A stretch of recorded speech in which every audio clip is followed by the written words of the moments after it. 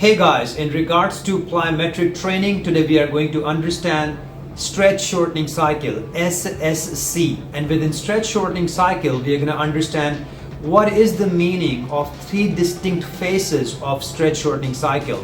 These three distinct phases in order are known as eccentric phase, amortization phase, and concentric phase. So the stretch shortening cycle employs the energy storage capabilities of both mechanical model and neurophysiological model. What are these models? I highly recommend that you go watch my previous video about plyometric training because both of these phases have been explained in depth. So within stretch shortening cycle, we are talking about phase number 1, and that is known as eccentric phase. This phase includes preloading of the agonist muscle group. So as you can see in the video, this athlete performing squat jump, the preloading of the muscle, which means from the time the movement is initiated from the top while going down, the agonist muscle are getting preloaded. And those muscles, majorly those muscles are quadriceps, hamstrings, and glutes. During this phase, the series elastic component stores elastic energy of muscle and tendons, and muscle spindles are stimulated. Phase number 2, amortization phase.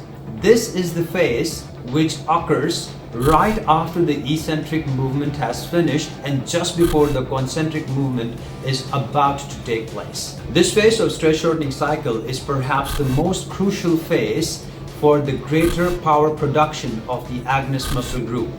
This also means the duration of this phase should be kept really short, because if the duration of this phase lasts longer than needed, the stored elastic energy within the agonist muscle group gets dissipated as heat.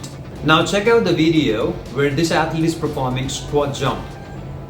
Because there is a delay in the amortization phase, the athlete is not able to jump high enough as he could if he was keeping the duration of this amortization really short and going quickly back up to the concentric phase after he initiated eccentric phase. Within stretch shortening cycle, the third phase and the final phase is known as concentric phase.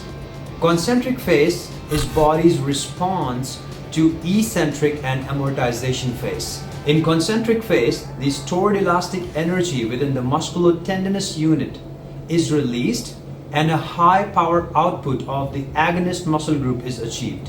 Not only that, stress reflex occurs for the agonist muscle group because the muscle spindles were stimulated at the time of eccentric phase. So what you're seeing on the screen right now is the concentric phase of a plyometric exercise. To summarize guys, the stretch shortening cycle include both models of plyometric exercises, the mechanical model and the neurophysiological model.